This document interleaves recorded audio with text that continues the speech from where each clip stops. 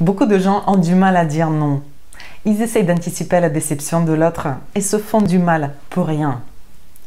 Dans cette vidéo, on va se focaliser sur notre capacité de dire un oui, un vrai oui aux choses, au lieu de devoir se faire du mal avec le non.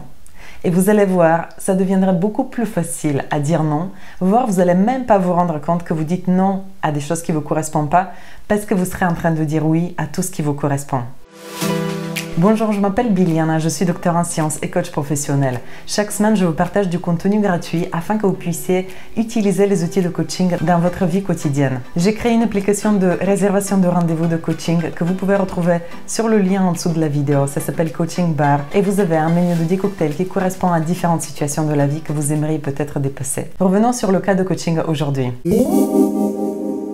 La personne qui vient en coaching avec une problématique de ne pas pouvoir dire non, très souvent elle va se retrouver à devoir faire des choses qu'elle aimait faire à un moment donné mais qui ne lui correspondent plus. Et par peur de décevoir, elle continue à faire une chose qui ne lui correspond plus. Son but, c'est de pouvoir dire non sans culpabiliser.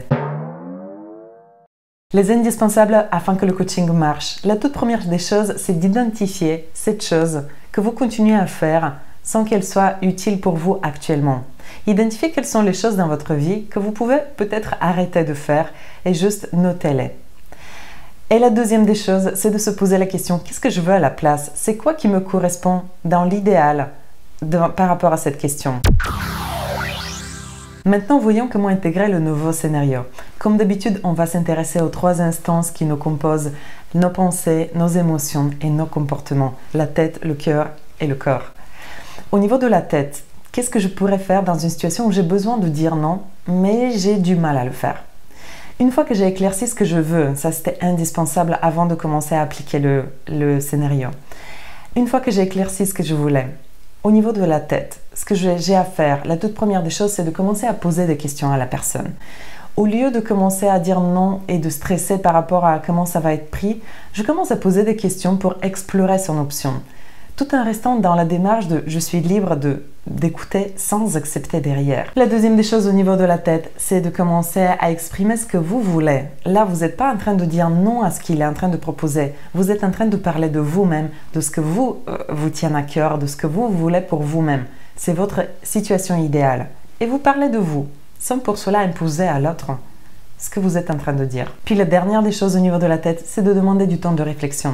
Vous n'êtes jamais obligé de répondre tout de suite et ce temps de réflexion va vous permettre de ressentir à l'intérieur de vous si ce que vous voulez correspondait à l'offre que lui il vous propose. Voyons maintenant au niveau du cœur, quelles sont les émotions qui aident à être à l'aise dans une situation où on a envie de refuser ce qu'on nous propose. L'émotion qui aide au mieux d'adoucir ce type de situation dans laquelle on ne va pas accepter la proposition, on le sait dès le départ, c'est de rester dans la bienveillance par rapport à l'idée de l'autre.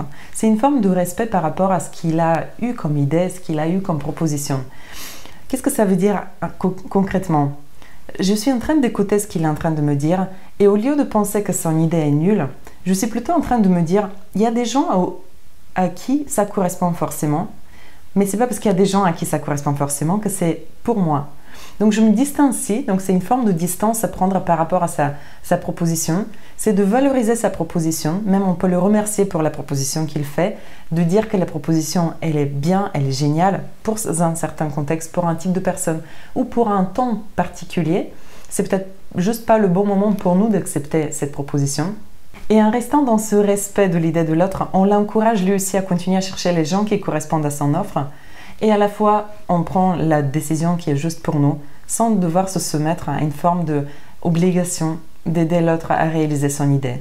Et on arrive au niveau du corps. Qu'est-ce que je peux faire à ce niveau-là pour rester dans la douceur et dire non d'une manière qui est juste pour moi et pour l'autre? La toute première des choses à faire, c'est de vérifier si à l'intérieur de moi c'est fluide. La peur, ça crée des formes de rigidité à différents endroits de notre corps. Ça peut être la poitrine, ça peut être le ventre. Si ça se produit à l'intérieur de vous, juste vérifiez que c'est fluide et vous pouvez utiliser la respiration pour fluidifier votre corps si jamais ce n'est pas le cas. Une autre chose qui aide à adoucir le non, c'est de mettre un sourire sur votre visage et même si vous sachez que l'offre ne vous correspond pas et vous allez dire non, un non dit avec le sourire, ça fait beaucoup plus du bien qu'un non qui est dit à travers la peur et qui fait peur à soi et peur à l'autre. J'espère que la vidéo vous a plu. J'espère que vous voyez aussi qu'il y a une manière de dire non sans le dire ou bien de manière beaucoup plus douce qui vous fera du bien à vous, qui fera du bien à l'autre et qui vous permettra de rester libre à l'intérieur de vous et va libérer également l'autre. On se retrouve la semaine prochaine avec une nouvelle vidéo. Grand merci à vous tous qui rejoignez le groupe YouTube et Instagram et Facebook tous les jours. Merci pour vos messages en privé, vos remerciements, ça me touche profondément. Et comme d'habitude, je termine sur la phrase « N'oubliez pas, votre réussite, c'est la réussite de tous. Vous devez de réussir. Bonne journée et à samedi prochain.